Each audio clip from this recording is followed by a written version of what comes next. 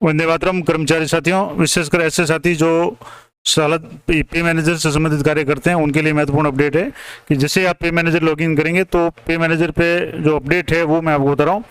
कि मई माह के जो भी बिल है वो एलोकेट हो चुके हैं। अब आप जैसे ही पे मैनेजर को आईडी पासवर्ड डाल करके कैप्चा भर करके लॉगिन करेंगे और मेन साइट पे जब आएंगे तो आपके सामने इस तरीके से जो बिल एलोकेटेड है वो बिल यहाँ शो होंगे, जिसमें बिल नंबर है, बिल मंथ मई और बिल ईयर 2023। तो ये बिल प्रोसेस हो चुके हैं। अब आप इसको चेक करना चाहें तो एक तो यहाँ से आप जो बिल प्रोसेसिंग में जाने के बाद में सैलरी प्रिपरेशन और इसमें जाकर के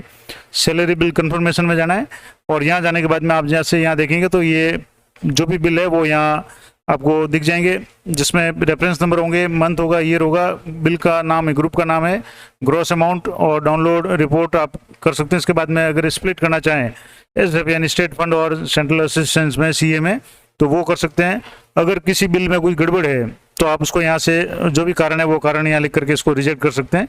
अब सबसे पहले आपको क्या क्या चीज़ें ध्यान रखनी है वो मैं आपको बता रहा हूँ। तो जिसके लिए सबसे पहले जैसे आप रिपोर्ट्स डाउनलोड करेंगे तो यहाँ सैलरी रिपोर्ट्स में जाने के बाद में यहाँ से आपको जो भी ग्रुप है वो सिलेक्ट कर लेना है और यहाँ से आप बिल को सिलेक्ट कर लें और यहाँ से रिपोर्ट है इनर आपको विशेष रूप से डाउनलोड कर लेना है, क्योंकि इनर में आपको जो भी डिटेल्स है एम्प्लॉय की पे की वो सारी शो हो जाएगी। अब जैसे मैं एक जो इनर है उसको आपको यहाँ से डाउनलोड करके बताता हूँ। इसको थोड़ा सा मैं आपको जूम करके बता देता हूँ किन किन बातों का आपको विशेष रूप से ध्यान रखना है। तो यहाँ से आप देख पा रहे हैं तो सबसे पहले ये मई 2023 का ये बिल है और ये आज ही बिल एलोकेट हुआ है। अब यहाँ इंपॉर्टेंट बातें जो मैं आपको बता रहा हूँ वो विशेष रूप से आपको ध्यान रखनी है। अगर ये ध्यान नहीं रखेंगे तो हो सकता है कार्मिक को आर्थिक नुकसान होगा या बिल पे ऑब्जेक्शन भी आ सकता है। तो सबसे पहली बात कि अप्रैल माह के बिल में जो समूह दुर्घटना बीमा की कटौती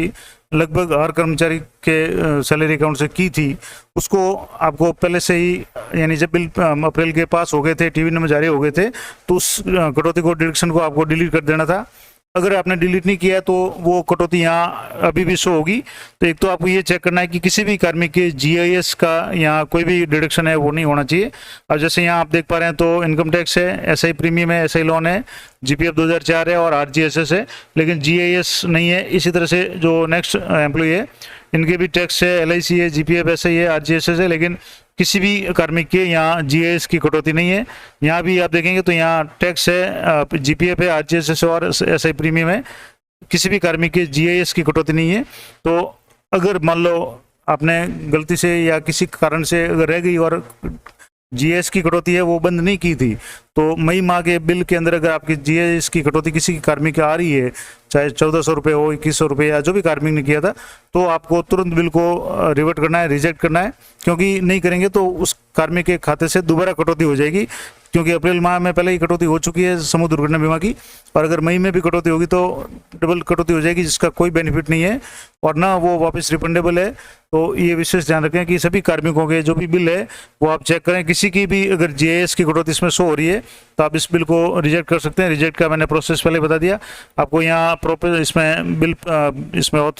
बिल प्रोसेसिंग में जाकर के सैलरी प्रिपरेशन में जाकर के सैलरी बिल कंफर्मेशन में जाना है और यहाँ से आपको करना है। दूसरा मैंने बताया था कि पिछले वीडियो में मैंने आपको बताया था कि किस तरीके से जो डिडक्शन है वो डिलीट करना है जीएएस का। तो इसका एक तरीका तो ये था कि आप बिल प्रोसेसिंग में जाएं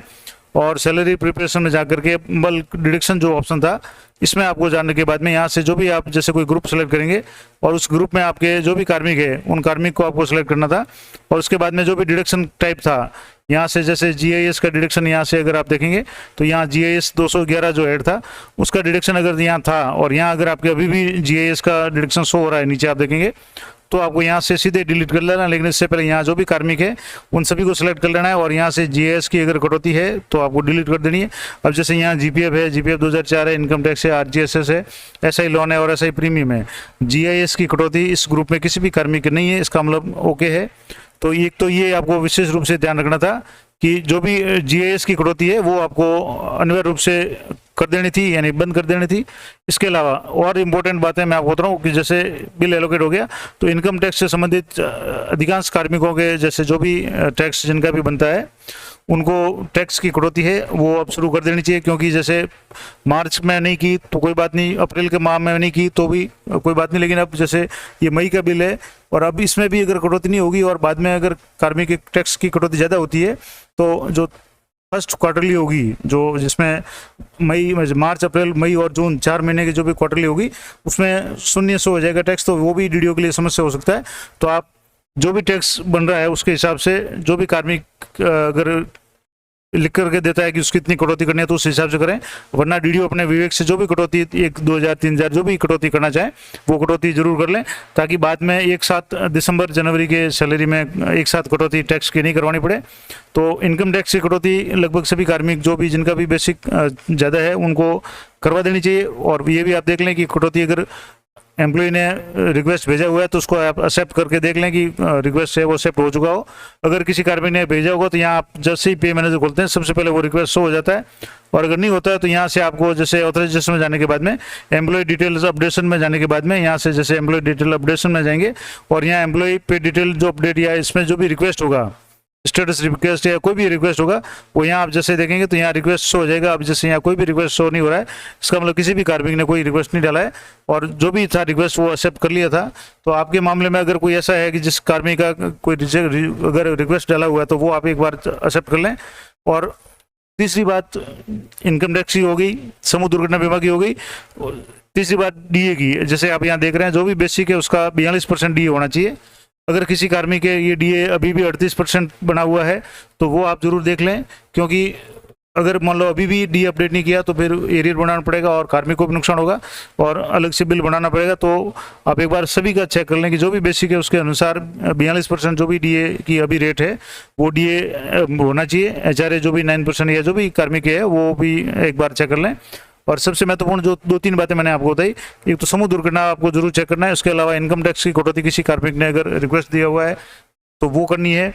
तीसरा मैंने आपको बता दिया कि डीए चेक कर लेना कि 42% डीए है या नहीं है। और चौथी बात कि अगर किसी कार्मिक के बेसिक इस दौरान चेंज हुआ है, जैसे अप्रैल माह का बिल बनने के बाद से लेकर के अभी का जो बिल है उस दौरान किसी कार्मिक के एसीपी लगी है या फिक्सेशन हुआ है या कोई प्रमोशन हुआ है या कुछ भी कारण से अगर बेसिक में कुछ चेंज हुआ है तो वो आप जरूर देख लें। और उस बेसिक के कारण अगर डीए प्रभावित तो होगा ही होगा, बेसिक चेंज होगा तो डीए चेंज होगा। इसके अलावा अगर मान लो उस बेसिक चेंज के कारण आरजीएसएस की कटौती में या जीपीएफ की जो न्यूनतम कटौती में अगर कोई डिफरेंस आ रहा है या वो स्लैब चेंज हो रही है तो वो भी आप जरूर चेक कर लें। कि ये कुछ इंपॉर्टेंट बातें मैंने आपको बता दी कि जो मई माह के जो भी बिल है वो एलोकेट हो चुके हैं और बिल एक बार आप चेक कर लें। जो भी बिल बने हुए हैं यहाँ एलोकेट हो गए वो बिल आप जरूर चेक करें, एक एक रिपोर्ट डाउनलोड करके देख लें। पिछले महीने में कुछ लोगों की समस्या मैंने उसका निवारण भी बताया था कि समूह दुर्घटना के संबंध में समस्या आई थी कि उनके जो नॉमिनी का नाम है वो पे मैनेजर पे नहीं था, जबकि समूह दुर्घटना में नॉमिनी का नाम था। इस कारण से ट्रेजरी में ऑब्जेक्शन लगा था, क्योंकि इनके इनर आउटर में जो भी कटौती थी समूह दुर्घटना की वो शो हो रही थी, लेकिन शेड्यूल में उनका नाम नहीं आ रहा था और वो कटौती का जो अमाउंट था उसमें डिफरेंस आ रहा था। यानी शेड्यूल में जो अमाउंट था वो उससे ज़्यादा अमाउंट इनर और आउटर में आ रहा था। तो वो अगर किसी का ऑब्जेक्शन है तो वो आपने रिमूव कर लिया होगा, अगर नहीं किया हुआ है तो वो वीडियो आप जरूर देखें किस तरीके से रिमूव करना है। तो ये महत्वपूर्ण अपडेट थी पे मैनेजर से संबंधित कि मई माह के जो बिल है वो प्रोसेस हो चुके हैं। अब जैसे यहाँ हमारे 5 बिल जो भी बनते हैं और 5 बिल प्रोसेस हो चुके हैं, आप भी चेक कर लें कि आपके कितने बिल बन रहे हैं और उनमें से कितने बिल एलोकेट हुए हैं। अगर किसी ग्रुप का बिल एलोकेट नहीं हुआ है तो आप एक तो ये देख लें कि जैसे मास्टर में जाने के बाद में यहाँ से मैं आपको बता दूं कि मास्टर में जाने के बाद में यहाँ से जैसे यहाँ जो एक ऑप्शन आ रहा है ग्रुप पे स्टॉप का, अगर उसमें किसी ग्रुप का अगर पेमेंट स्टॉप नहीं किया हुआ है, एक तो ये देख लें जैसे इसमें मास्टर नहीं होकर के सैलरी प्रिपरेशन में यहाँ जाएंगे तो यहाँ ग्रुप पेमेंट स्टॉप, अगर मान लो किसी कार्मिक ग्रुप का अगर पेमेंट यहाँ से स्टॉप किया हुआ है तो यहाँ किसी ग्रुप के नाम के आगे अगर चेक बॉक्स या टिक लगा हुआ है इसका मतलब उस ग्रुप का पेमेंट स्टॉप है, तो वो आप रिलीज कर लें। या किसी एम्प्लॉय का अगर पेमेंट जो भी है वो अगर किसी एम्प्लॉय का पेमेंट रुका हुआ है तो वो भी आप देख लें, तो उस कारण से भी हो सकता है उस कार्मिक का पर्टिकुलर का बिल नहीं बने। तो आप जो भी जैसे यहाँ इनर आप डाउनलोड करेंगे तो इस ग्रुप में जितने भी कार्मिक है उनको एक बार देख लें कि जितने कार्मिक है, जैसे इस ग्रुप में अभी 4 कार्मिक है इस हेड में, तो चारों कार्मिकों का बिल बना या नहीं बना ये आप जरूर चेक कर लें। अगर नहीं बना है तो आप कारण देख लें किस कारण से नहीं बन रहा है, उसका नाम अगर जैसे यहाँ से मिसमैच में आ रहा है तो वो भी आप देख लें, उसके लिए मैंने पहले से वीडियो बनाए रखे हैं। तो ये पूरी महत्वपूर्ण जानकारी थी मई माह के जो भी सैलरी बिल है उनसे संबंधित। आशा करता हूँ ये जानकारी आपके लिए उपयोगी रहेगी और इस वीडियो को ज़्यादा से ज़्यादा अपने साथियों को शेयर करें और चैनल को सब्सक्राइब कर लें ताकि जब भी कोई वीडियो अपलोड हो आपको तुरंत नोटिफिकेशन मिल जाए। और इस संबंध में पे मैनेजर से संबंधित आपके कोई भी समस्या है या आपकी कोई भी क्वेरी है तो आप कमेंट कर सकते हैं, मैं यथासंभव उत्तर देने का प्रयास करूंगा। मिलते हैं नेक्स्ट वीडियो में, तब तक जय हिंद, जय भारत।